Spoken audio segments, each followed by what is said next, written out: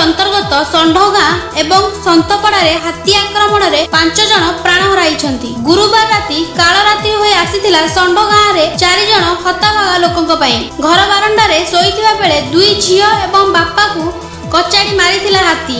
एहा परे जणे महिला को मध्य हाथी आक्रमण करी मारि देइथिला। मृत झियोंक मध्यरु जणे 4 वर्ष और जणे 12 वर्ष एवं मृत पितांक वयस 40 बोली जना पड़िछि। सही परी मृत महिलांक वयस 25 वर्ष होइथिबार जना पड़िछि। पूर्वरु वन विभाग ए विवादरे सतर्क करि नथिबारु दंताहाती गाँ रे पसी एपरि कांड करिबाकु सक्षम होइथिला।